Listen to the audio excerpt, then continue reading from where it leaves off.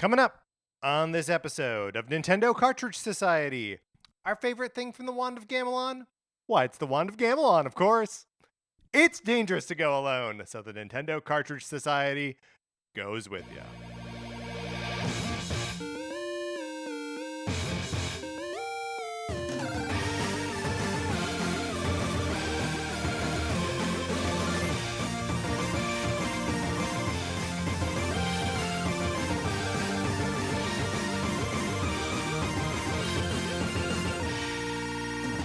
Welcome to Nintendo Cartridge Society. My name is Patrick Ellers, and I'm joined, as I'm always joined, by my co-host, Mark Mitchell. Mark, how's it going? It's going so amazingly good. Patrick, we are T-minus perilously close. a handful of hours Yes, from the release of The Legend of Zelda Tears of the Kingdom. that's right. And This is the I'm last really excited. conversation that we're going to have before the game comes out. That's right. That's right. It's a momentous occasion. It is. It's a momentous occasion. I'm doing every possible precaution to make sure that I live to see it. I'm bubble wrapping myself. Yeah, Driving very slowly on the streets. So I wasn't going to ask about the bubble wrap. I thought it polite not to mention it. But I mean, it is.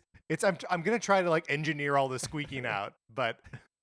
I was gonna say I'm unplugging all the unused appliances in my home, but that's not true. I'm asking my husband to do it because I don't want to get too close to a that socket. electrical stuff. Yeah. No, you never know what's going to happen. Uh-huh. You need to put on that rubber suit from Breath of the Wild. That's right. So you'll be shock resistant. Yes, the But then you could freeze to death. Isn't it just called the rubber set? There's a rubber set. You're right. You're Yeah. right. Trying to come up with the name of it. Mark, we're going to be talking about a lot of Zelda stuff later in this episode. But before we do that, just want to remind people that we have this great Patreon where you can go and support us if you like supporting the show. And if you want to check out some rewards that we have there, some bonus features that are available to people who subscribe at patreon.com/Nintendo Cartridge Society. We are working our way through a show we're calling NCS Detective Club, where we discuss the great detective series on television. We just put out an almost 4-hour-long episode about 2004's Marple, and it's a banger. It's a great episode. If you want to check those out, subscribe at the 8-bit or 16-bit levels. That's right. And we only have one episode left of NCS Detective Club, and then we're going to be moving on to something different. And if you're a patron, you can vote on what that something different is going to be. I don't just think that you can, right? It's not a privilege. It's a right. That's right. That's correct. You have to do it. Not that you have to do it. And you should do it. You should do it, especially because we're all tied up right now. We're all tied up. It's a 3-way tie for winning. Right. And it's a 3-way tie between not Star Wars. Yeah, that's right. That's right. Star Wars definitively not selected at this point. Who knows? There's still opportunity to swing it, and you could be part of that. So if you're currently a patron, don't forget to vote. And if you want to help decide the fate of the Patreon episodes, you can sign up as well. That's patreon.com/Nintendo Cartridge Society. And I think any of the shows that we end up doing are going to be good, but you can have a hand in driving them. So if you haven't yet, get in there and vote. We also have a Discord, which you can get in and ask us clarifying questions about stuff like that. Just email us at Nintendo Cartridge Society at gmail.com, and we will happily email you an invitation to the Discord. You can have conversations about Nintendo all the time. Yeah, we're going to be talking a lot about Tears of the Kingdom. Although I've already muted the spoiler channel that we have in there. As have I. I also went ahead and muted the no spoiler channel. Wow. Because I want to be able to engage with it when I'm ready to, and not have to worry about what's going to pop up on my phone. Fair enough. Have you muted the just regular Zelda? I haven't. I'm tempting fate. Right. Okay. So everyone, be cool. All right. But yeah, so there are a lot of precautionary stuff in place as to if you can get in there and not be afraid of being spoiled, you can quickly mute individual channels and stuff like that. All right, Mark, let's talk about the things that we love most in all the Zelda games.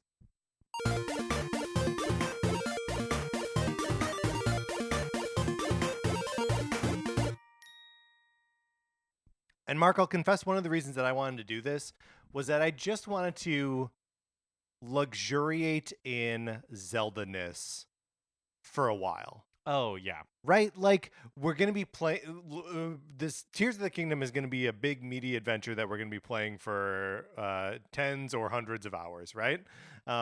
And it gets to a point where, or at least it did with Breath of the Wild, where it's just like the thing that occupies your brain all the time. And so I just wanted to have like the sort of conversational equivalent of that as we go through the entire series and or as much of the series as we are comfortable enough commenting on, and just picking out things that we like from them. We're kind of calling it favorites, but like these are maybe just things that we like about them, things that we want to talk about. Yeah, as I was going through my list, or as I was generating my list, it really just became things that it's so hard to pinpoint a favorite thing that I love about a specific Zelda game. So I just started thinking about it to put my own mind at ease at like things I love from each Zelda Yes, game. And so yes. maybe, if you ask me tomorrow, it may not be like my favorite thing, Yeah. but it is something I feel confidently saying I love it and I'll probably love it forever. So here, I mean, I think it is fair to say that we can call these our favorites, but this is a non-definitive list. That's right. Yes. Look at us go. Uh-huh. We're growing so much. It only took 7 years of us doing definitive rankings only to get to a non-definitive list of our favorite things in the Zelda games. Mark, how would you like to approach this? Chronologically, do we start at the beginning with The Legend of Zelda? Yeah, I mean that's how I've organized my list. That is also how I organized my list. I think my chronology gets a little messed up in the middle, but we'll work through it together. It's just like the Legend of Zelda series where the chronology gets totally screwed up in the middle. We'll do 3 different timelines. It'll be great. The Legend of Zelda on the NES. I would like to go first. Okay. So what I've picked out here, the element of the original Legend of Zelda that I always think about and get excited about and ends up driving every single one of my playthroughs is the quest to get the white sword and then the magic sword. That they're both based on do you have enough hearts and are you going to like the right guys in the right order? And there's nothing I love more in a Zelda game than getting another heart container. Like when I've put together 4 heart container pieces and get it that way, or at the end of a dungeon, I'm like, yes, I can feel myself getting like appreciably stronger each time, especially the first couple, right? You start with 3 hearts, you get a 4th and you're like, oh my God. Yeah, totally. I'm 33% more vital than I was previously. You get another one, you're like, okay, 25%, still pretty good. But like, and that wears off eventually when you've got like 13 hearts and you get a 14th, you're like, fine, it doesn't matter that much. But you have I think it's 5 hearts to get the white sword and like 8 hearts, maybe 12. It's a lot of hearts to get the magical sword in the NES Legend of Zelda. And I just like that like progression system that it's very and something that I really like about Zelda in general is that like you get a power up and it's not like it doesn't feel like an incremental change. It feels like a orders of magnitude change because it is, right? You get a more powerful sword and it's twice as strong as it was previously, which is just like the power scaling is no RPG works like that, right? Everything else is like, oh yeah, you get an 8% buff on that. It's like that's nothing. That's nothing. You have to really be in the weeds to see how that makes a difference. But so yeah, the quest for getting the white sword and the magical sword in NES Legend of Zelda. I love that, and I love that you are so familiar with the original Legend of Zelda because I am not really. I didn't play it to completion until the Game Boy Advance, Right. and it's not a game that I think the original Legend of Zelda I'm so grateful for because it spawned this amazing series. But I don't particularly love playing the original Legend of Zelda. Yeah. But one thing that I would say like a thing I love from that game though is the overworld theme. Oh yeah. I didn't know this until just a few years ago when I was listening to another podcast called The Soundtrack Show, and in that I think actually it's been a couple of years, so I can't remember exactly what the series was. It may have been on The Legend of Zelda, and he talks about how originally the plan was for the soundtrack to Legend of Zelda, like the overworld theme, to just be Bolero, like the classical music Oh yeah, piece. yeah, yeah. And one like I like Bolero, but it would have been This is the Maurice Ravel. yeah,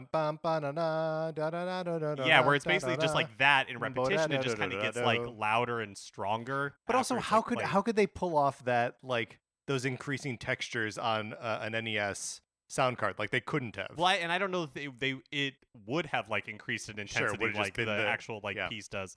But I didn't know But that. that's what's good about the actual piece. But then in hearing that, and then you listen to the overworld theme of Zelda, you can kind of understand like the progression of it, where it's like, oh yeah, I can see how it was like Yeah. influenced by Bolero in the in it kind of like its structure and its theme. But that, I mean, in that magical Koji Kondo way, Yeah. the Legend of Zelda theme just feels like one of those things that have that's always existed, you know. Yes. And It feels elemental. it just feels so elemental, where it's like, oh, it must have like sprung fully formed, and you think of probably like the work and the alternatives that almost existed. Yeah. Does it ever blow your mind to think about, like, that it's not just like Legend of Zelda theme, yes, but like Super Mario Brothers theme, the like early Metroid music, that like some of that stuff, like, is it, cuz they keep using it now, right? And like, does it persist just because they're like making it persist and they're just like, oh yeah, we'll just do it again? Or like, was it just that good to begin with, that those pieces of music had that kind of staying power? Yeah, and I think it's that it was just that good to begin with, which Yeah. is incredibly remarkable. Because like I guess like when you put in like the original NES Zelda dungeon music, that do do do do do, that doesn't persist, right? Right. They don't keep bringing that back over and over again. But yeah, just the original Zelda overworld music is good enough that it won't stop coming back. It's incredible. That's a great pick, Mark. We both have great favorite things about the original Look at Legend us of Zelda. go, easing into the hot tub that is the Legend of Zelda discourse. Now we're moving up into expert mode Turning up the heat, because we got to turning find on the bubbles. we got to find something that we love about Zelda 2: The Adventure of Link. A game that I love is sort of my first Zelda. I went back and played the original Legend of Zelda after probably after I played like Link to the Past, right? Where I was like, I love this game so much, I gotta, like, I have to like honor the whole series.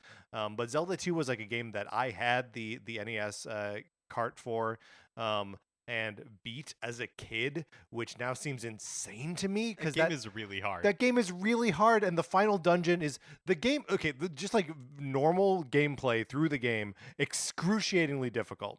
The final palace is like impossible. Like, I genuinely don't know how I did it without like save scumming it, because such a thing didn't exist at the time. Right.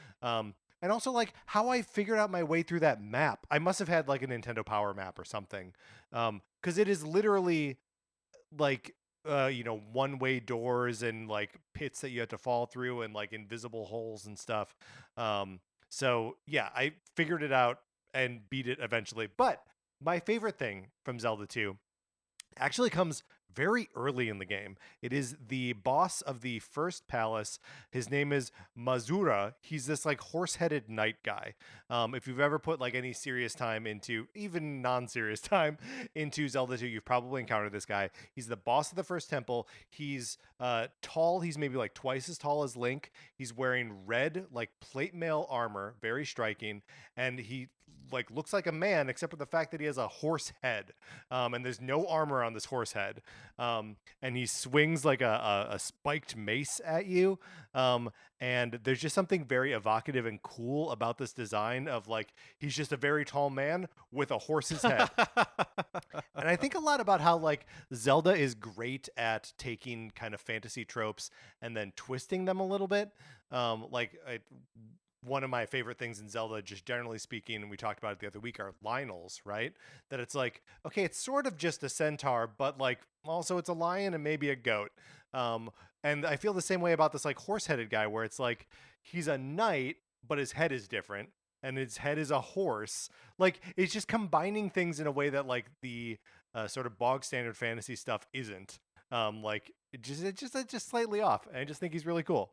Yeah, that's such a good pick. I know you and I played this game together back in 2019 and we talked about it for our weird sequels month. Yes. And that's really my only time playing through the entirety of Zelda 2. Yeah. And we really leaned on your expertise, Yeah. save scumming, Yeah. and a guide on the internet Yes. to get us through it. But Okay, but before we go before ahead, we go transition ahead. to yours, I just want to show you, and I encourage the listeners to look up the instruction manual like graphic for Mazura, because it's nuts. You see this like red That is horse-headed awesome. knight, That is so good. like he's just like imposing and like scary. He's just scary. Just one little piece of trivia I want to throw out there about him is that in the Famicom version, the Famicom disk system version of it, he roars like the bosses do in Zelda on the NES. That like while you're fighting him, he doesn't do that in the non-Japanese versions of the game. Huh. So he just screams like it's just one little vocal track that's in there. Something I was actually able to experience playing it on my Zelda Game & Watch, because you can switch between Right. the Japanese and like Western versions. That's so cool. I didn't know that. You know, over the course of us doing the show Human and events. and hi, The human events. The course of human events. through the course of human events, through the course of us doing this show, which is a human event, historians agree, the like your esteem and like I guess like love of this game has rubbed off on me. Yeah. Whereas to the fact where it's like I like see its charms through your eyes, I guess. Like I don't particularly You like caught this. feelings. I get it. Like I don't think I ever want to play this game again, but I remember having a really good time playing it together. One thing that I guess like my favorite thing or thing I love from Zelda 2, I'm gonna cheat and say there's two, and one that kind of makes me laugh, and that's the like RPG elements to it. Yes. That you can upgrade, you know, like your attack power, your magic, and your health. Mm-hmm. Can we talk about those for a second? Yeah. Because the level up system is different in the Japanese versions than it is in the Western versions.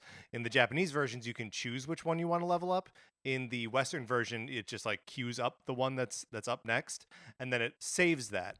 In the Japanese version, you pick which one you want, and then when you die, when you get a game over, all the levels get reset to whichever is your lowest. So if you dumped a bunch of experience into your attack power to be like attack level 6, and then everything else is like level 2, you die, it knocks your attack power That's harsh. back down to 2. Especially in a game where you're gonna die a lot. You're gonna die a lot. But the reason it makes me laugh is because do you remember probably in 2019 we did at the time, I can't remember if it still is definitive ranking of like the greatest Nintendo RPGs. Sure. And Breath of the Wild was number one. Number one. Yep.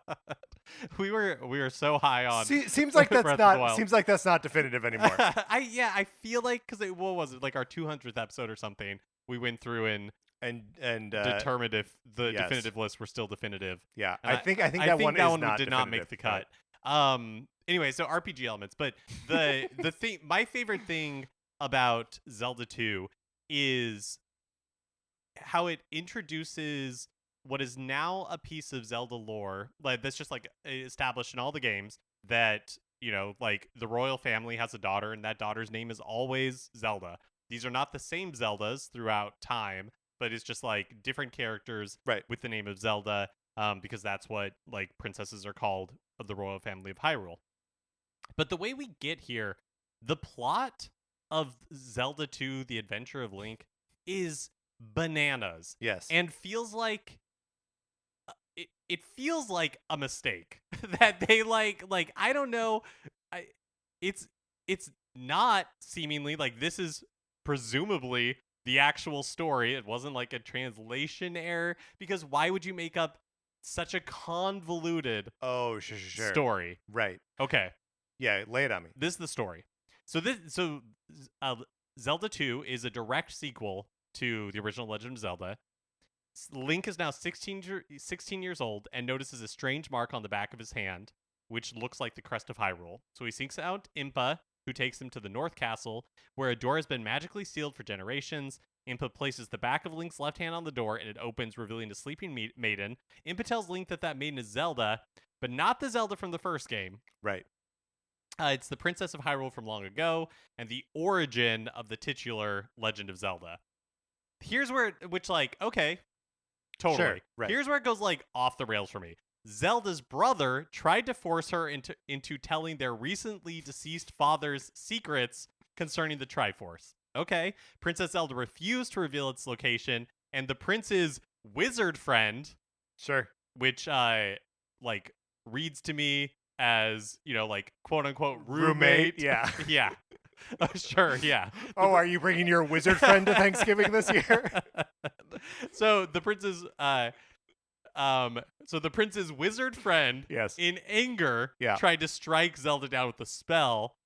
So Zelda fell under a powerful sleeping spell, but the wizard was unable to control the magic, and the wizard was killed by it. The prince, filled with remorse and unable to reverse the spell, had his sister placed in the castle tower, hoping she would one day be awakened. He decreed that princesses born to the royal family from that point on would be named Zelda in remembrance of this tragedy.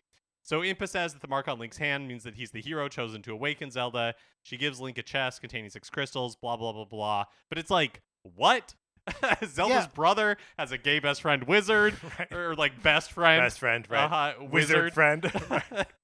Well, so wait, hold on. How does any of that figure into Ganon coming back? Yeah, okay, here we go. Because the whole game is hinged on if you die and you try to continue, it's like Ganon has returned. You failed and Ganon is back. Okay, so Impa is the mark on your hand means you're the chosen one to awaken Zelda.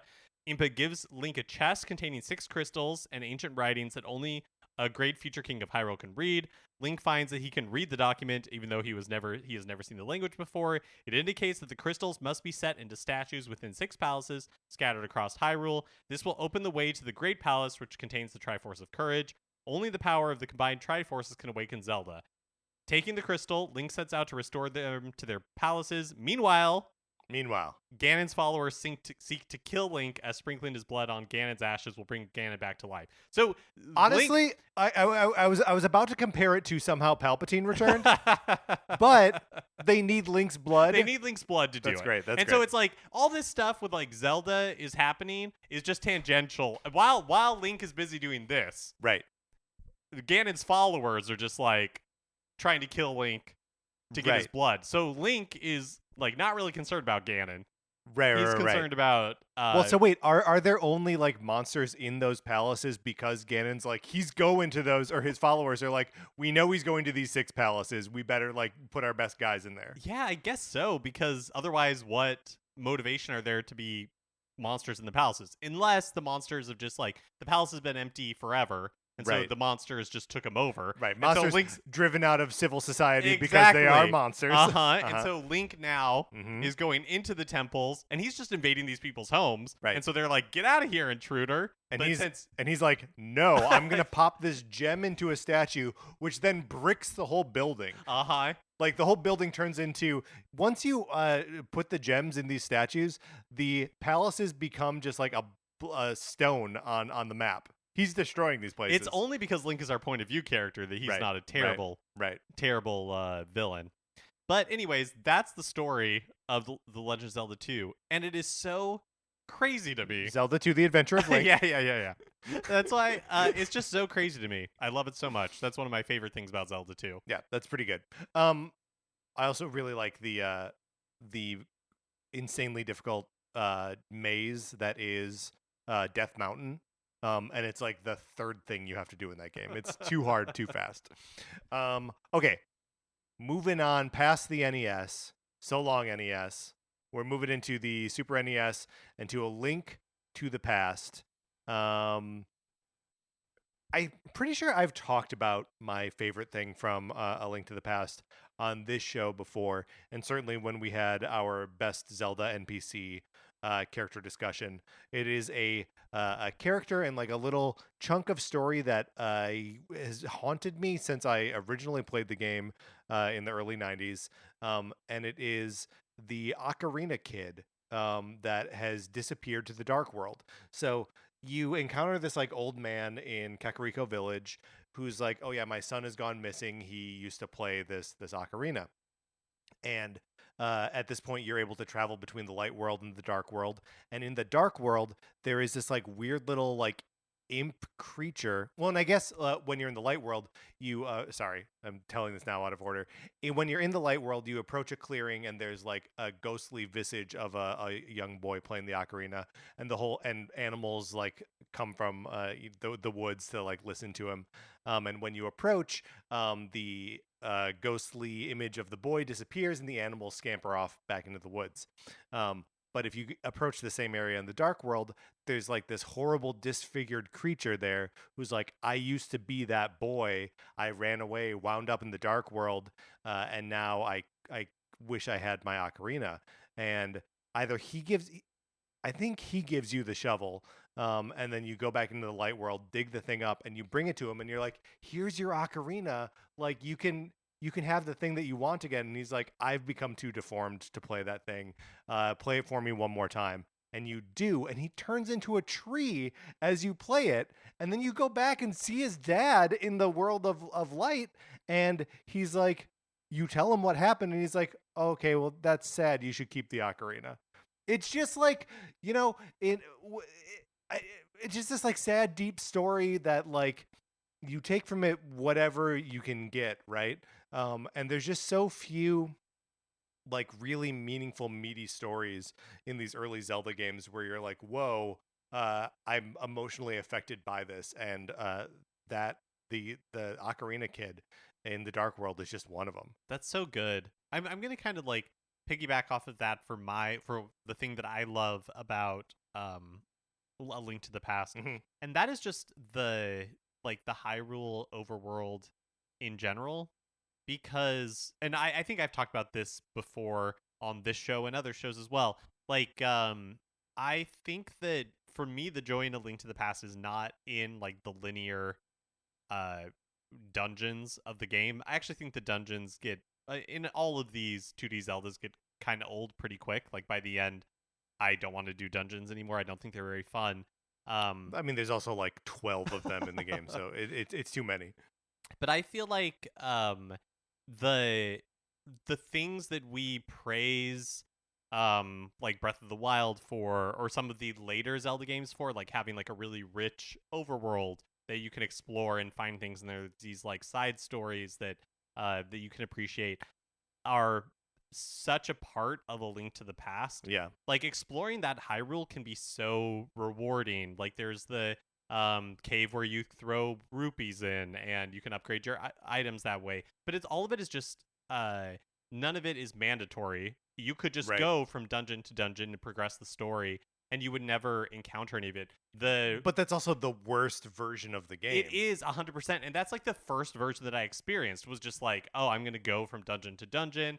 I'm gonna beat the game for the first time, and it wasn't until like multiple playthroughs later in life that I began to explore more and take more like joy in those sorts of things. Like, you swim under the bridge, and there's like Yeah. the man who's just like laying by the river, and He's like just like camping down there. Yeah. yeah, and like the ocarina boy in the Hmm. woods, and like all of those moments I think are what make A Link to the Past so good. And it's more than just the structure that definitely got elaborated on in Ocarina of Time and kind of became the structure of Zelda games Yeah. for a long time.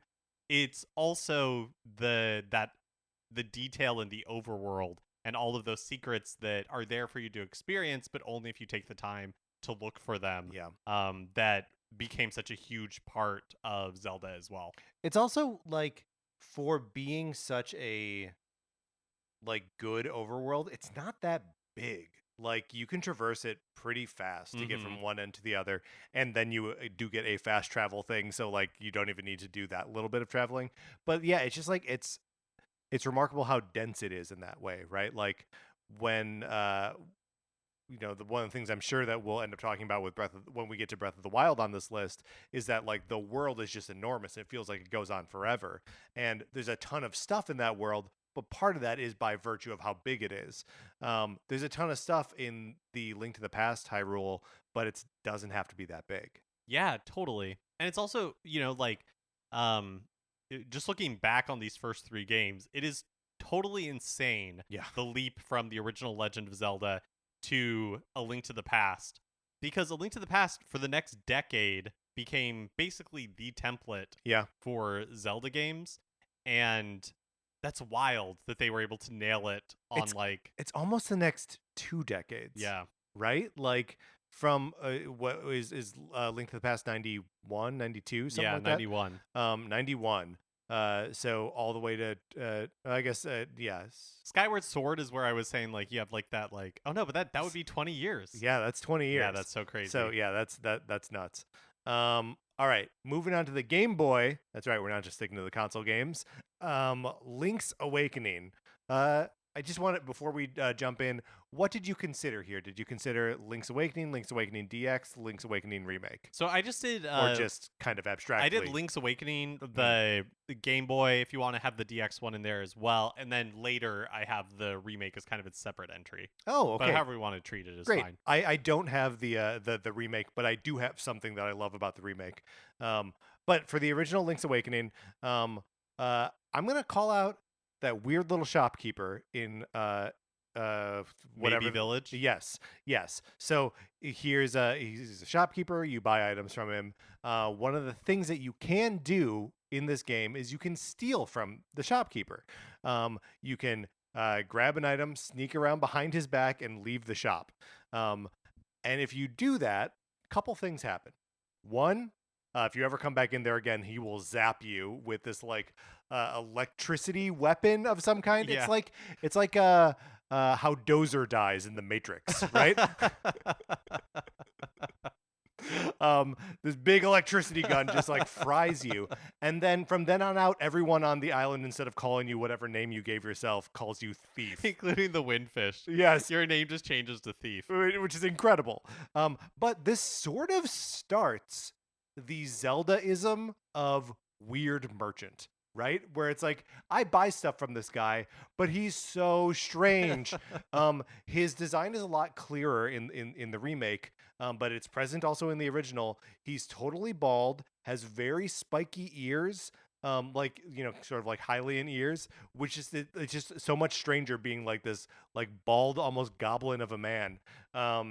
I love him. I think that shopkeeper is the best, and like the way that you can interact with him or steal from him is so cool. That's amazing. It's also amazing because that's exactly the thing that I picked No, as a thing I love from the Legend of Zelda: Link's Awakening is that you can steal items from the shop. Yeah. That's how I could pull the name of the village, just because I had it written because you down had it written down. as yeah. I thought I think that is such a delightful detail, and because it's totally one of those things where it's like you don't expect to be able to do it, Right. but it is one of those things that you are rewarded for being like, but can I?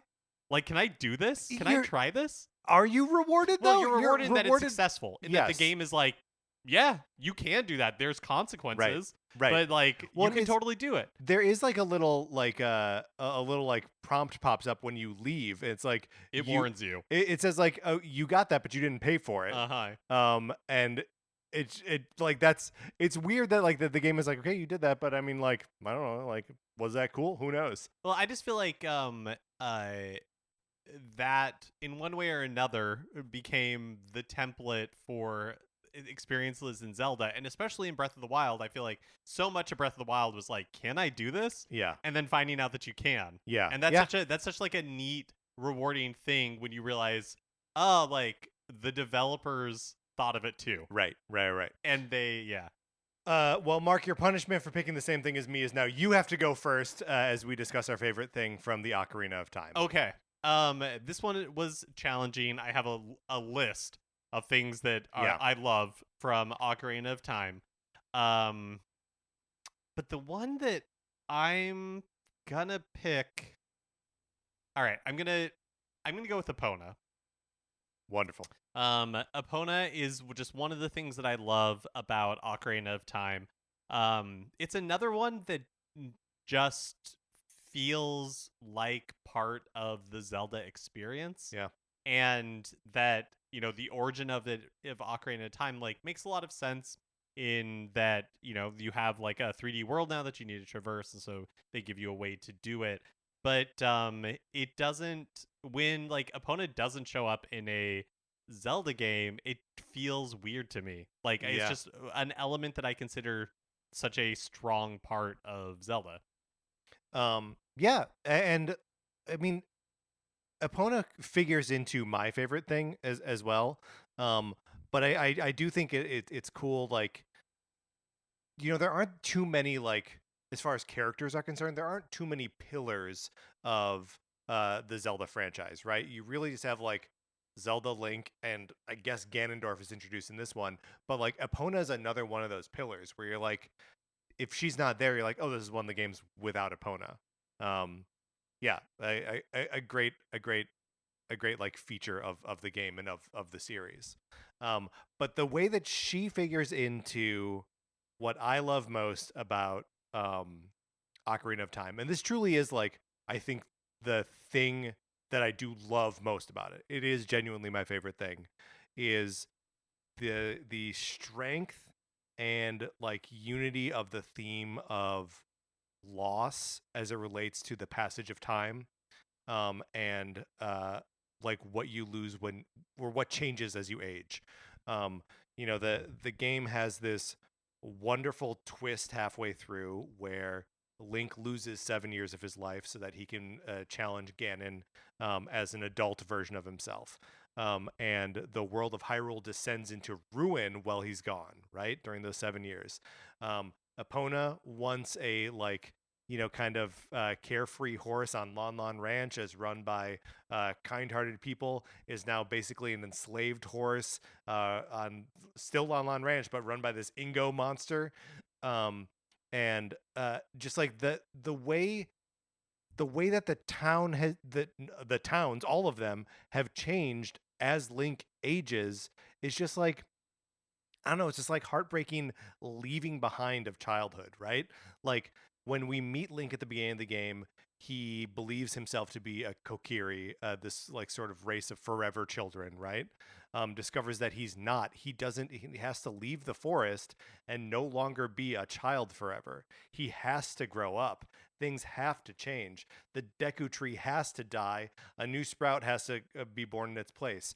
The uh, Princess of the Zora, Princess Rudo, is like when you meet her as a child, there's like a cute little like crush thing happening with them, and then when she returns as one of the sages in the future, she doesn't have time for that kind of crap anymore. She's like an ancient protectorate of the sacred realm, and like all of this, like every single component of the game changes and gets sadder with the passage of time. Um, and even the fact that like in the end when you beat the game, the reward is okay, go back and have childhood again. Um, and am I responding to it? Am I responding to that theme so strongly because I played it when I was like 12?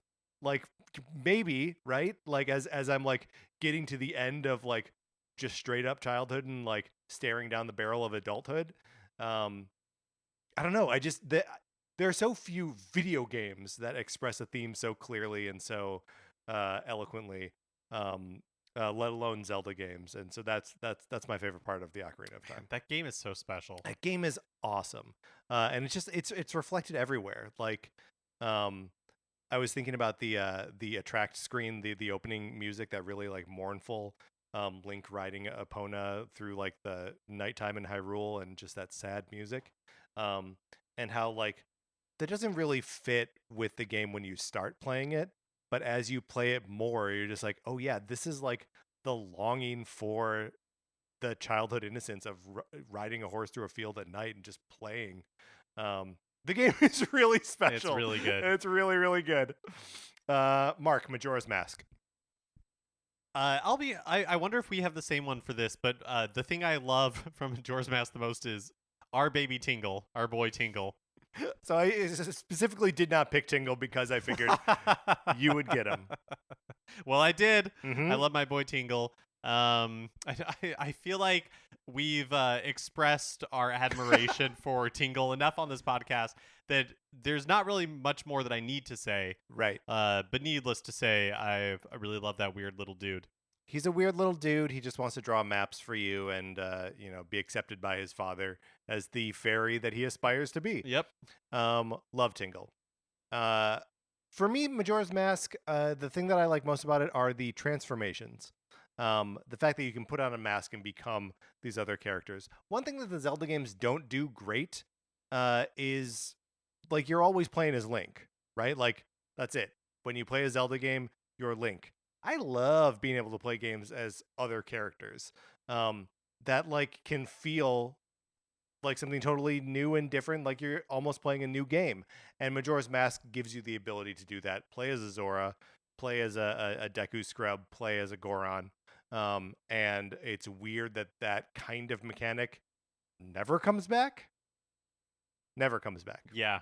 Yeah, that is a really fun part of it. Even though I remember the first time I played Majora's Mask and being the Deku Scrub and just being like, what is this? Like at the time, It is a it bummer felt like that it was starts forever. you with that. Yes, It yes. felt like it was, but it's really not that long. No. But it felt like just like such a weird way to start the game. Yeah. Um, No, it absolutely is. And like I think it is true to like the general like feeling that that game conveys. Majora's Mask is another game that is like thematically rich. I just don't think quite as strong as Ocarina of Time, but yes. It's also like strives to be more unsettling, yeah, which is it's successful at. It is but, successful. It's harder to have like warm feelings yeah. about being put on edge. Right. Look, I'm not going to go see Bo is Afraid, so I'm not going to go see Majora's Mask. Does this make sense? It makes perfect sense to me.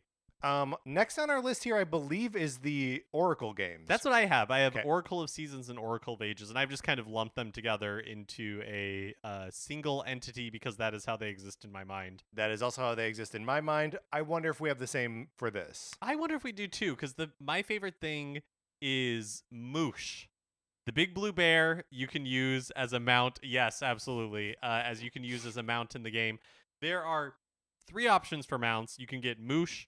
You can get Ricky, who's a kangaroo, and you ride around in Ricky's pouch. Or Dimitri, which is like a triceratops. Yeah. But Moosh is my favorite. Moosh is the best. He's a big blue bear with wings. Yep. He can't fly very far. But one thing that's kind of cool is depending on which animal buddy that you choose, the like terrain, like the map of a certain area in the game that I'm blanking on its name changes depending because like Moosh can kind of like hover. Ricky can, I'm assuming, hop. I think maybe he hops, maybe he kicks something. Maybe he kicks, and then Dimitri does whatever a triceratops does. Yeah. Stomps. I don't hold these games in the highest esteem, but Moosh is like a genuinely incredible little bit of design work. Yeah, and just some of the fan art involving Link and Moosh is a lot of fun. So that was my pick for the Oracle of Seasons /H's games.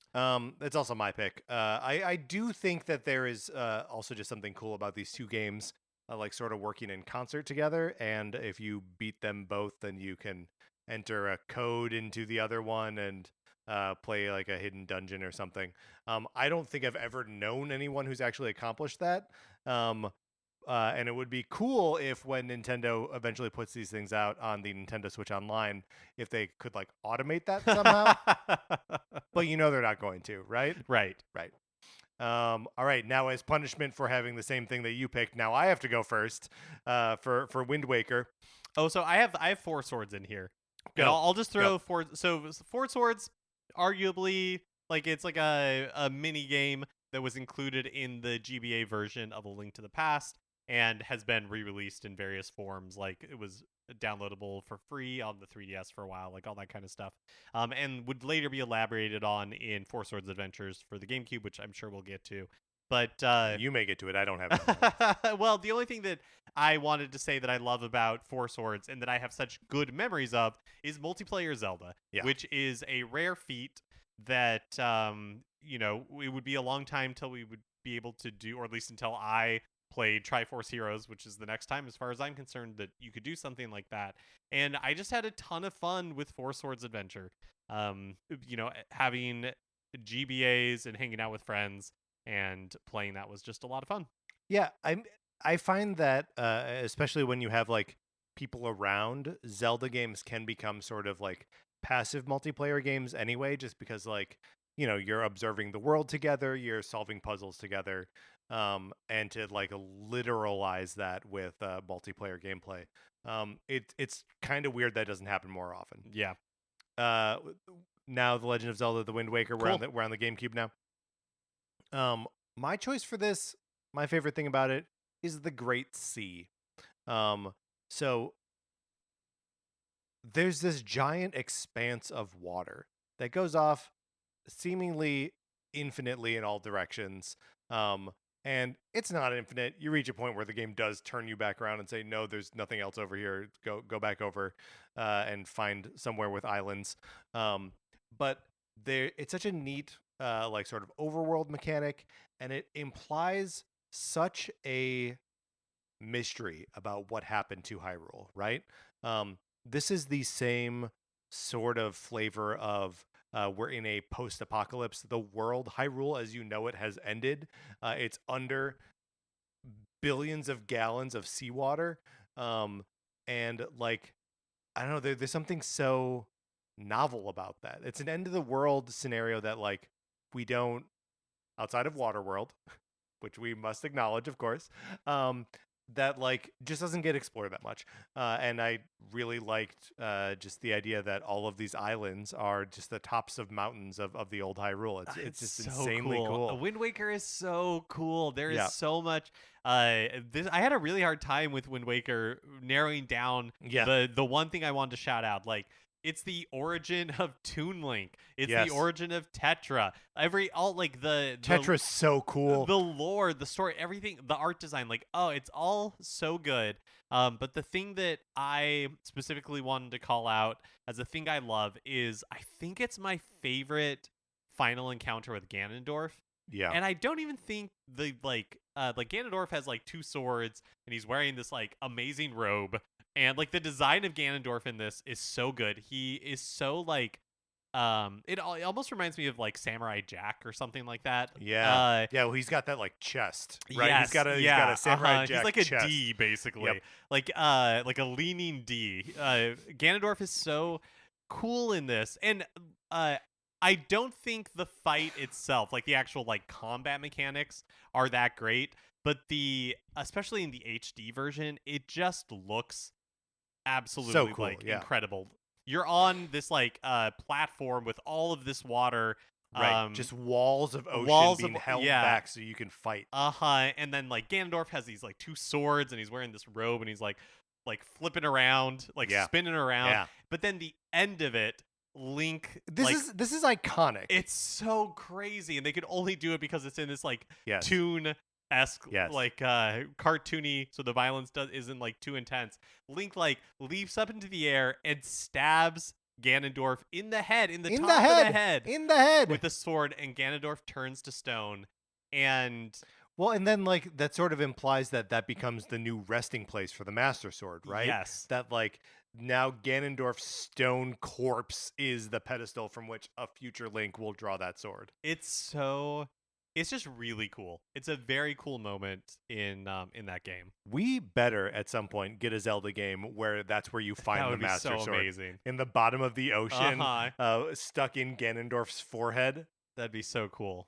Yeah, no, I absolutely agree. I mean, the trio of you shouted out Toon Link and Tetra and Ganondorf, like they're so cool in that game. And they're kind of cool in like every appearance, but like, yeah, they're just so well designed in Wind Waker. What's next? Minish Cap. Minish Cap. This is a game that I don't really care for. And I've attempted to start it multiple times. I've got the cart on my GBA.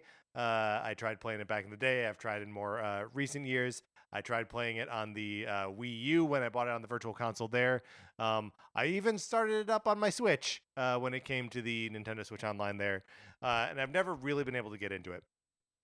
But I do like this talking hat. Oh my gosh, that's what I picked as well. Okay, great. Eslo. Eslo. The Minish Sage that's turned into a talking, squawking hat. I love it. It's what I use for my avatar on the Discord, where it's like Link holding the hat and the hat's It's like just squawking yelling at at it. him, Yeah, yeah. I love it. I love the design of it so much. Yeah. Well, Marcus, punishment for picking the same thing as me. You have to go first. Okay, well, and it'll be for Four Swords Adventure. Great. So The Legend of Zelda Four Swords Adventures was a GameCube game that you could play by yourself, but was like promoted and really kind of like designed to be played with multiplayer. And the way that you would play it is everybody had to have their own Game Boy Advance, and then you would use the Game Boy Advance link cable to connect to the GameCube. And so you'd be playing on your screen, and then one person would be playing on the main screen. It's the Final Fantasy Crystal Chronicles problem. Yes, yeah, 100%. But that's just what I wanted to shout out. It was the GBA link cable. Yep, pretty good. Okay, so now we're up to Twilight Princess. Yep. Okay, and now who goes first? I'll let you decide if I need to be punished now because I didn't have one for Four Swords Adventures. Yes, Okay, that's okay. right. All right. So yeah, go ahead. I'm going to be predictable here. My answer is Midna. I love Midna. I think she's one of the strongest characters in Zelda ever. I really like Link's relationship with Fi in Skyward Sword. And that's like a Link and like constant companion relationship, much like it is in Twilight Princess here with Midna. But Midna has like an adversarial relationship with Link in a way that what's her name? Navi is annoying. Tattle is annoying. And like Fi isn't annoying, but like she's just sort of like matter of fact, right? Right. But Midna has like a perspective and a personality. And like you can tell that because she is like this cool, like cold goth princess, right? Who's ventured into a world that is not her own and is somehow at the mercy of this like country bumpkin who just so happens to have turned into a wolf and be her only hope for survival. And she just negs him all the way through, especially when he's a wolf. I love how poorly she treats him when he's a wolf. And it leads to like a relationship between them that feels genuine. And there's a point in the game where she's hurt and you have to rush her back to Hyrule Castle. And it's like the most stressful part of any Zelda game for me because I'm like, my cool girlfriend who won't stop making fun of me is like so hurt she can't even like tell me I'm stupid. Like, what's going on? I love her so much. Midna's the best. Twilight Princess is a game that I hope that the HD version of it is playable on Switch or is something in the future because I would love to revisit it. I remember at the first time I played it, just feeling like the pacing was a little poor and having like really, really high highs and then great dungeons, some really just like amazing sequences, all that kind of stuff. But I'm dying to revisit it. Yeah. To replay Twilight Princess and kind of like reevaluate it now. But the thing that I love about it that I want to shout out, and this is another one where there's like a lot of things that were like in contention. Yeah, but I also had a couple other things here. But the one I'm going to settle on is the art design because it is purposefully weird, and I am just dying to know what the explanation, like, how we got where we were going with Twilight Princess. Yeah, because it's so off-putting. We sort of talked about this when we were talking about like what we would do to modernize all the Zelda games. And for Twilight Princess, we were like, well, it just got an HD remaster. It would be neat if there was like a commentary track where people were like justifying creative decisions and being like, why is that kid a foot and a half tall? Why do they all? What's wrong with their faces? What's wrong with everyone's faces? But why is this Goron wearing a diaper? But it's so specific that, like... And the nipple tassels. Remember? It's all so good. Yeah. And I guess is like a thing I love B is the Oka OOCCA, like the little Yes. like chicken alien Yeah. things that have Yes. breasts, and they turn out to be like the closest things to gods that exist in Hyrule. Yeah. It's Like, bizarre. and it's like there's one of them, and then just like the head of another one that's like its child. Yeah, It's just like a head. so It's like a weird. human head with wings. Yeah. Yeah. It's so bizarre. Um, again, in the lore of the Legend of Zelda series, they are the closest things to gods that exist on Hyrule. I just want to know. I just want to ask. Yeah. Like, what's the deal? So How someone did we get here? someone explain this to me. Yeah, and I love it. I love that about Twilight Princess. Yeah. Remember there's a dungeon like in the sky that is like their temple. Uh-huh. Yeah. Which is it's so crazy. The game is just so nuts. Yeah, and like it has oh my gosh, it has so many amazing elements to it. Like I love that hidden village kind of like western themed level. Oh yeah. Like that's so much fun. Mhm. You have like Snow Peak Ruins. Oh my Snow gosh. Peak There's Ruins so many good things about this was game. my runner up choice just because it's a dungeon that is at the top of the snowy mountain where there's a mansion that's haunted but lived in by a Yeti and his wife. And all these questions about like so one of the things in the hype for Tears of the Kingdom for the past couple of months, I've been getting into like these like Zelda lore videos Sure. online that are really interesting to me because people some of it is speculation, but some of it is just like looking at the design, and it makes you appreciate in ways that I've never really appreciated before the detail and thought that goes into Yeah. like these dungeons. And like they're somebody clearly sat down and said, okay, what is Snow Peak Ruins deal? Why is Right. it here? Right. What is the purpose of it? And it's not expressed in the game. There's no like character that's like, let me tell you the history of Snow Peak Ruins. But just in the art design and the placement of everything, if you pay attention to it, then it reveals like this whole story to you, and doesn't necessarily explain itself, Right. but you can just tell that there's like so much like purpose and thought into all the design. It's just a great example of what makes these games so amazing. Yeah. And Twilight Princess is full of it just kind of because it has maybe more art in it than a lot of these other games, and a lot more like civilized areas, settled areas with like architecture and stuff. And purposefully, I feel like one of the mission statements of Twilight Princess is like go big. Yeah. Like Twilight Princess was presented, in the trailers and everything, and it's Hyrule being very big.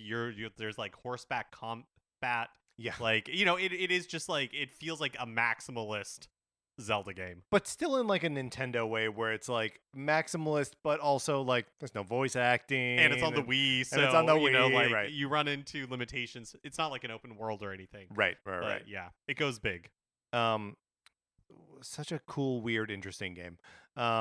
So next we're at Phantom Hourglass. Yeah, I have a crossbow training in here. I also have crossbow training, but I don't have a pick for it. Well, the only thing that I wanted to say that I love about it is that as of 2019, and I don't think there's any game that has come out since that would change this, Link's crossbow training is the 5th best-selling Zelda game of all time in North America. There you go. Based on dollar sales. So that's crazy. It's like Breath of the Wild #1, Twilight Princess #2, Ocarina of Time #3, Majora's Mask #4. That kind of surprised me. Majora's Mask #4, and then Link's crossbow training #5. You think that gets bumped off of #5 when Tears of the Kingdom? I do. Probably, yeah. I do.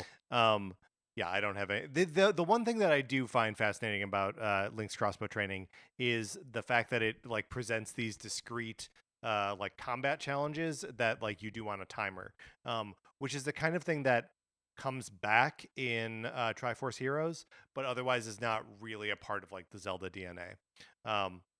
Would love it if they were just like crossbow training HD releasing alongside Tears of the Kingdom or whatever. That would be stupid and fun, and I would love it. Spirit Tracks? Phantom Hourglass. Yes, sorry, you're right. Phantom Hourglass. Maybe another. I'm being boring, but like Linnebeck. For me, the answer is Linnebeck. He's like the Han Solo of the Toon Link universe. He has a boat and will ferry you to other islands. His boat. Guess what his boat's name is? It's the SS Linnebeck. He named his boat after himself. I love him. I Yeah, don't really have Lindebeck too is much. so good. I don't really have too much more to say about him other than like I wish he was in more games. Oh man, the Toon Link universe is so good. I hope that we revisit it. I hope we have an opportunity to go back someday. My pick is just the one thing I love about Phantom Hourglass is the DS-ness of it. So It took advantage of elements of the DS, like the microphone, and there's like a puzzle at one point that the solution for it is you have to close the clamshell, so you're making a mark from like the top screen to the bottom screen. Like it's the touchscreen controls, like you control Link entirely with the stylus. And these were all things that like the touch controls at the time were a little controversial, but I've always loved Phantom Hourglass. I thought even like the Temple of the Ocean King that you revisited multiple times, another mechanic that people didn't love, but I really loved Phantom Hourglass, and I was all in on the DS at this time. I wanted to give a special shout out to the special edition DS Lite that was like gold and had a little Triforce in the corner, because that was like my fifth of like 6 DSs, at least 6, maybe 7 that I ended up getting. Yeah. And I love Phantom Hourglass. It's a cool game. I love the Ghost Zelda as well. Like it's just a fun little like remix of all the stuff that you were playing with in Wind Waker. All right, so what are we up to now? Spirit Tracks now.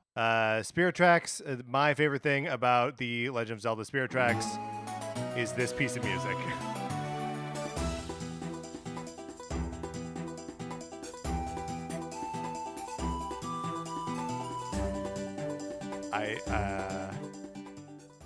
It's so good. It just rules. Like it's undeniable. It is amazing. I think when we did our tournament, like our definitive ranking of the greatest Nintendo music of all time, we picked a version of this that was from the Smash Brothers soundtrack, and it's very good, but I think it is like a little too much. It's a little too produced. Yeah. Whereas with these DS instruments, it sounds really good. It's so perfect, and I feel like it captures that spirit of adventure and like about to, like go out and explore, a little bit of wistfulness. Yeah. So well, this was my pick as well. I don't particularly like Spirit Tracks as a game. You will be punished. But the main theme is so good. Oh man.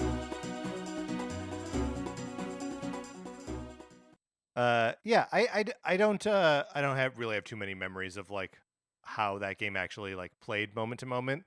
And I do remember the train traversal being like a little bit of a pain in the butt, especially when you like just want to get to a dungeon or something. It would be neat if those things were like broken out into separate like train challenges or whatever.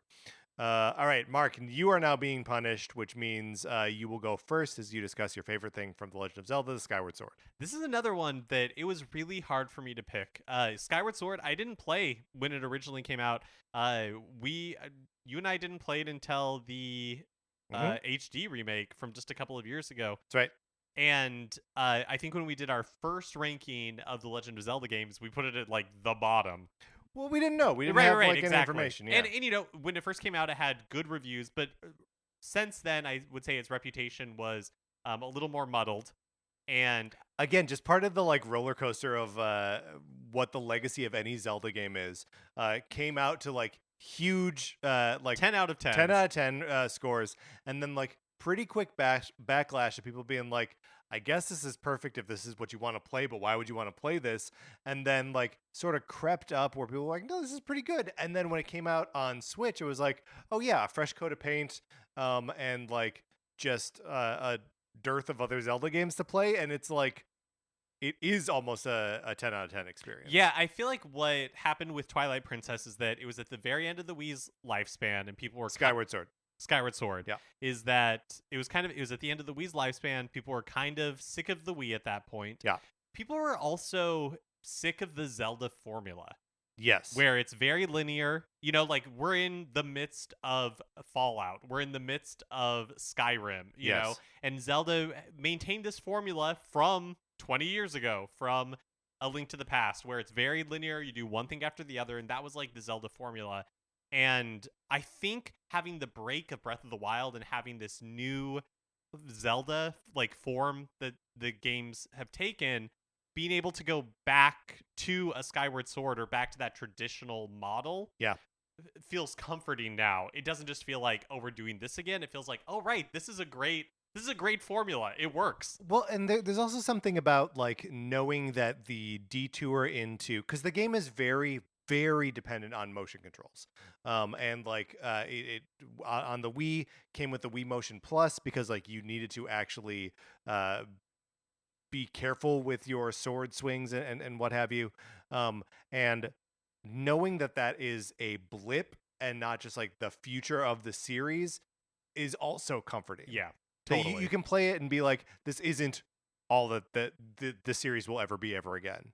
It's also interesting, like motion controls is such a big part of it, and they do, like monsters have different stances, and so you have Right. to change how you're attacking, or they might be blocking high and you have to go low. Swing from the But bottom. it also just makes me think of Zelda 2: The Adventure of Link, which Yeah. also has like combat that you attack high, you attack low, depending on what the monster's doing.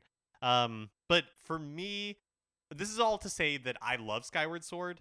I think the music is amazing. That credits theme, go listen to the credits theme of Skyward Sword. The first Should I pull it up? yeah, the first 20 seconds of that the whole thing is Is good. it the end credits? Yeah, yes, like the staff roll. The first like 20 seconds of it, I could just play that endlessly. It is so beautiful. The music in this game is amazing. The thing I choose is the relationship between Zelda and Link. Yeah. The story in Skyward Sword in general, I think, is pretty amazing. All the stuff with Demise, all the different characters, and they have like how it all kind of loops back on itself is just so good. But it's one of the rare Zelda games where Link and Zelda have a relationship, really, Yeah. and that they are like friends and they really care about each other. And they don't have to worry about her brother and his wizard friend. Just invite him to Thanksgiving if you want. It's not a big deal. So he's a wizard, so what? Yeah, I was really moved by the story of Skyward Sword, and it felt like like that's one of the things that I never really loved about Ocarina of Time and a lot of the other Zelda games is like the relationship between Zelda and Link is so just like contractual, like Right. they don't. And it's one of the great bummers of Wind Waker, right? Is that the second she's revealed to be the Princess Zelda, their relationship is sort of over. Yeah. Yeah. Yeah. But I feel like Skyward Sword just nails it, and it makes you really like root for them. I love that part of Skyward Sword. Let's hear this music a little bit. Oh, it's so good.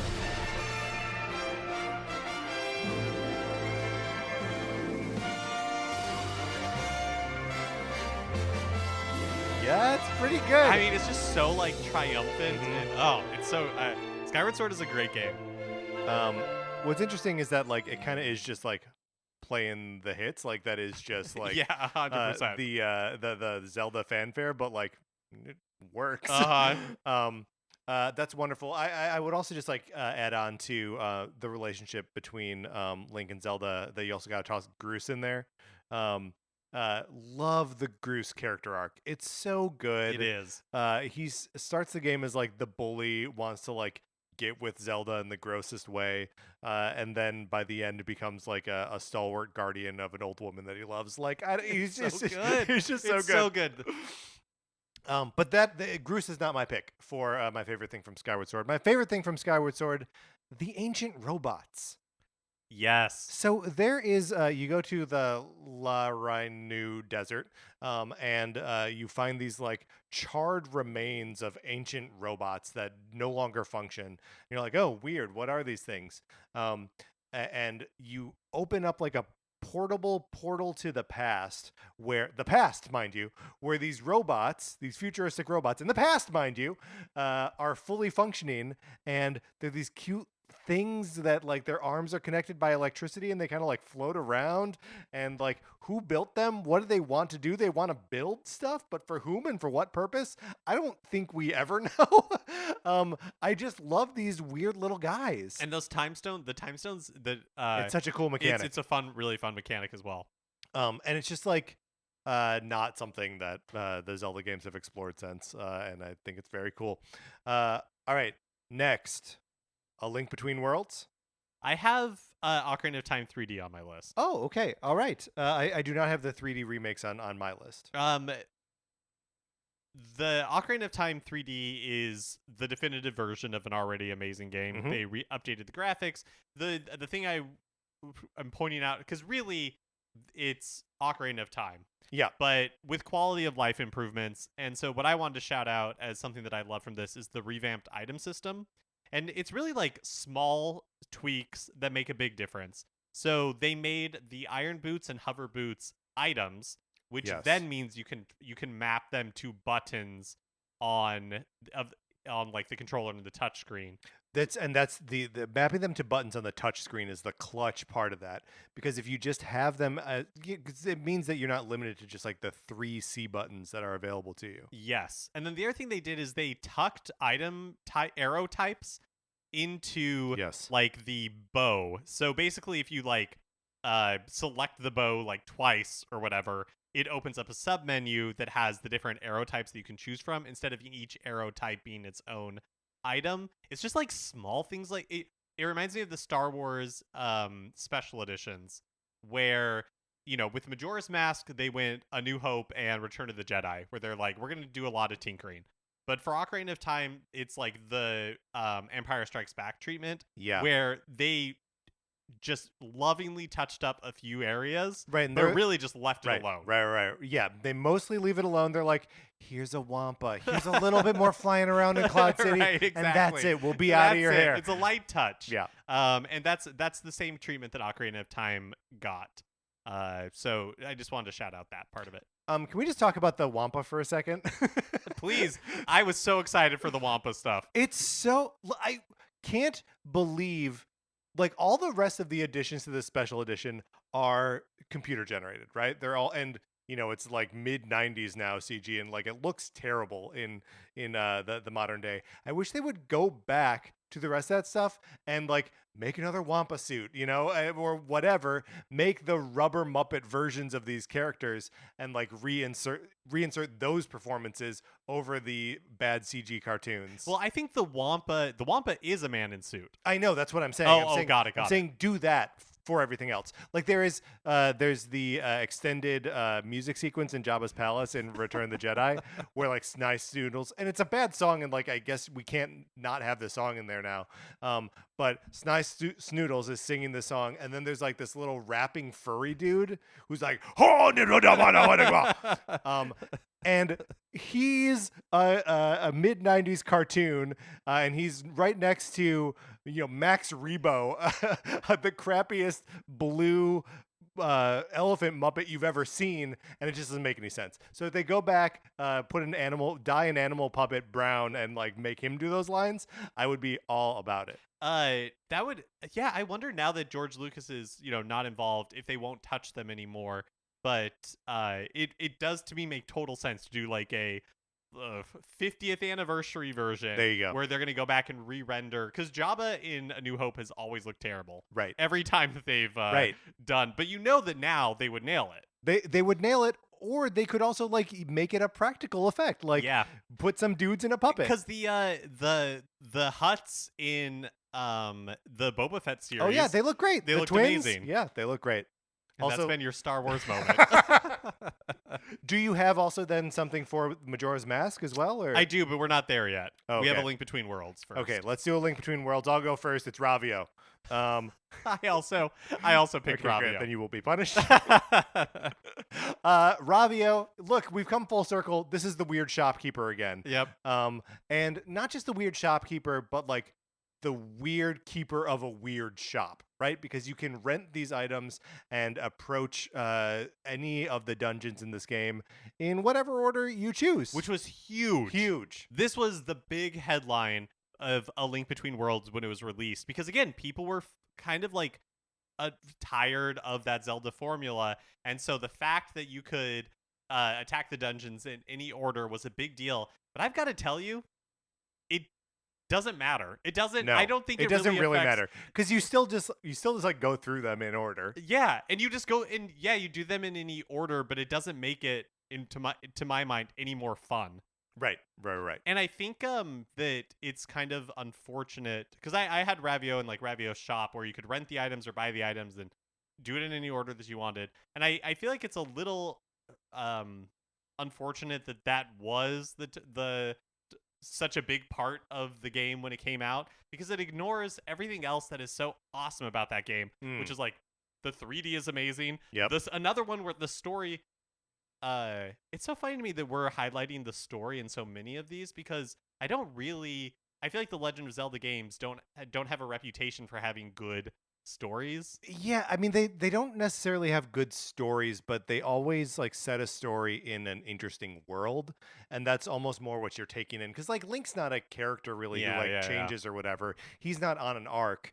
But like it's the arcs that you sort of observe in either other characters or it's just like what's fascinating about the world. And the world of A Link Between Worlds is amazing with low rule and Well, and the story of Ravio is heartbreaking. yes. Cause like, okay, so if we haven't already like spoiled this, elsewhere, um, oh, Ravio is so here's a spoilers for who Ravio is.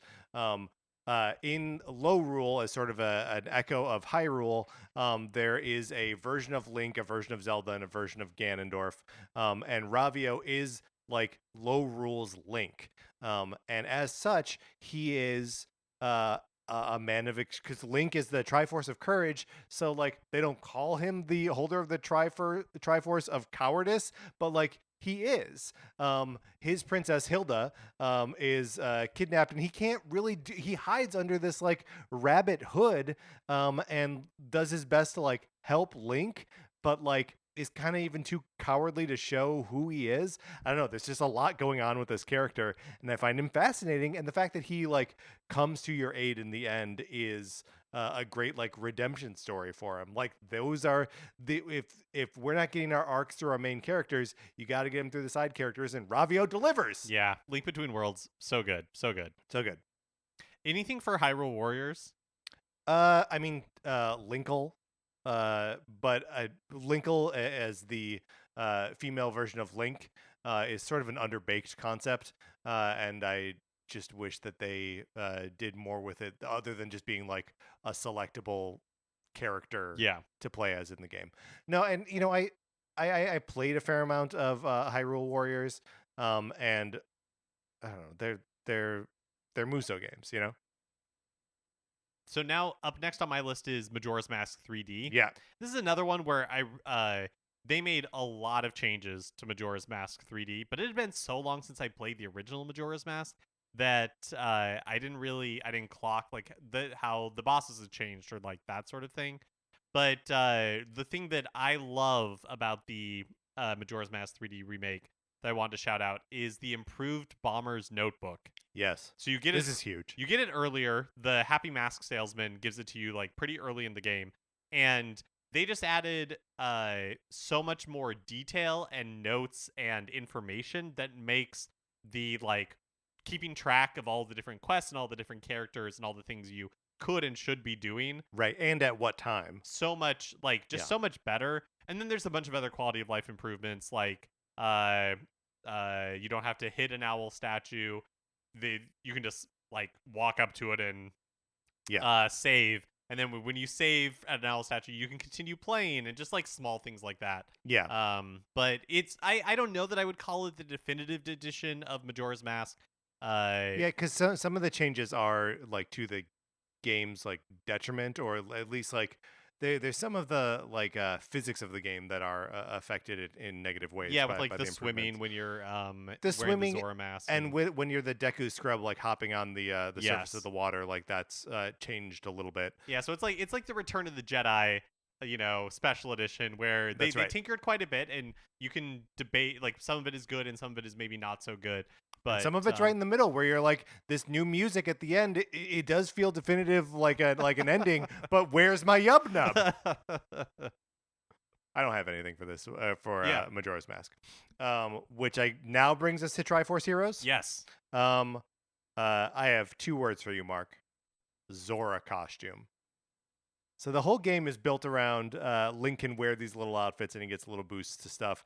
We talked about the Zora armor set last week with Colin, and that thing took a beating, and sort of rightfully so. It's a little goofy looking, and I like it, but I was the only one who likes it. The Zora costume in Triforce Heroes, listener, look it up.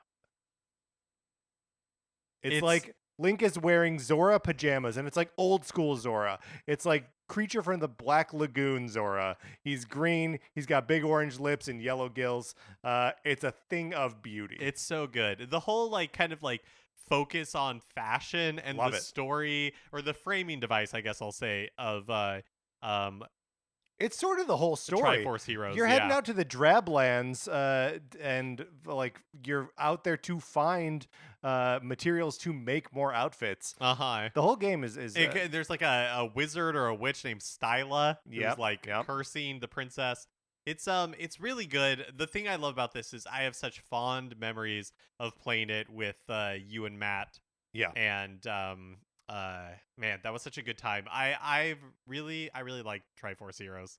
It's a really good game, and it bums me out that it doesn't have like a positive reputation, even like looking back on it. And I think it's just we don't, or Americans just don't think about playing our 3DSs that way, Mm-hmm. about like getting into a group of people. We're not Monster Hunter Japanese Monster Hunter players like getting together at McDonald's or like on the train and playing these things. It's just not the way we interact with the equipment. Yeah.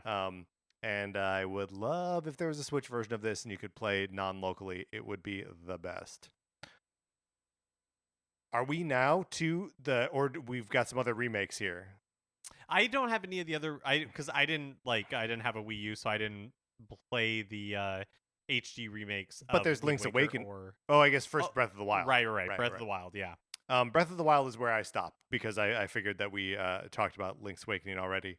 But I will say Breath of the Wild, I picked a very specific thing. And or wait, are you going first here? You can go first. Okay, I'll go first. The dragon Dinral. So first of all, the fact that there are dragons in this game that just appear and like go about their business and then disappear into portals, incredible. Makes the world feel totally magical. The first time you see a dragon, you're like, what's happening? Am I gonna die? Is there a god in this game? What's happening?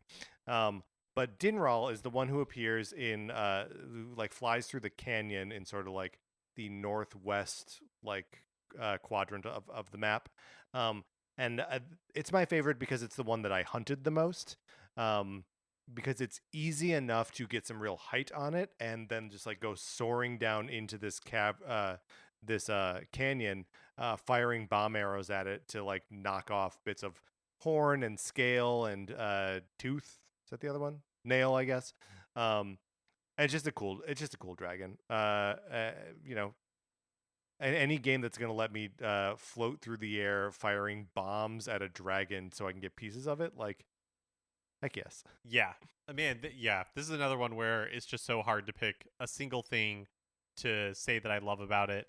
The one that I'm going to go with is Terrytown, the kind of like side quest What a great answer. throughout the game that first you get a house in Hateno Village, and again, all this totally optional, but you get a house in Hateno Village, and then those like construction workers, I can't remember exactly how it works out, but basically like tell you about this like Yeah, location or like they're like, we're gonna go out, we're gonna start our own place. yeah. And it's Terrytown. It's in the middle of a lake, and through you gather resources for the people that live there, and as you do it, the town just continues to grow It's not just and grow. resources, it's people too, Uh-huh. right? Like you recruit people to come to Terrytown, and they're people with different talents, and they're people from all over the land, right? So you've got some Zoras in there, you've got some Gorons, you've got some Gerudo. It's a very cool mix of every space that you've been. And it starts as nothing, Starts as nothing. and then eventually it just becomes this like thriving community, like you said, with all these different people from all across Hyrule that you've encountered through your adventure, and it just is such a fun little like amazing diversion that you could completely ignore if you wanted to. Yeah. It's so cool. It's like up on that like uh what would you even call it? It's just like a plateau, this like very narrow plateau in the middle of this lake, and there's like one bridge into town. And it just feels like, in a world that is so like aggressive against like Link as he like tries to venture through it, save for the few little pockets of towns, it's this like amazing little oasis where like it's safe up here because there's only one way in. Yeah, no, I love Terrytown, and the music in there is great. Mm-hmm. And when everyone gets in there, it becomes a really good resource to like go and spend rupees there, Totally, yeah.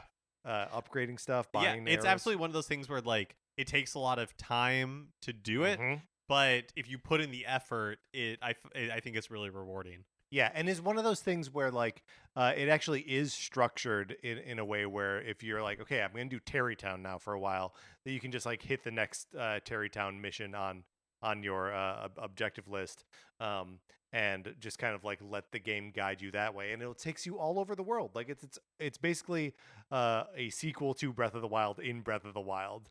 You can be done with everything else and be like, oh yeah, now I got to go and build Terrytown. Very good. Mark, that's everything. Right? Unless there are other Zelda games that you want to No, I feel like that's enter a into the great record at this point. place to end it. Do you last chance to express any hopes or reservations or just general feelings about Tears of the Kingdom before Yeah, it comes out? I'm just super excited. I'm all in. I'm all in. Yeah, me too. Absolutely all in. It's going to be a great weekend playing this game. All right, Mark, let's close this out. That is going to do it for this episode of Nintendo Cartridge Society. I hope we mentioned all your favorite things from these Zelda games. If we didn't, you can email us, Nintendo Cartridge Society at gmail.com, or get in our Discord. I'm sure people are going to be talking about their favorite things from this Zelda game, or from the upcoming Zelda game, and all the previous Zelda games in there. So do that. Thank you to Connor McCabe, our 16-bit patron. Join our Discord. Anthony DeLuca made our logo. Our theme music is provided by 8-Bit Betty. You can get more of his music by going to 8bitbetty.com or by listening right now. For my co-host, Mark Mitchell, this is Patrick Ellers saying have a great weekend playing Tears of the Kingdom. We'll see you on Tuesday.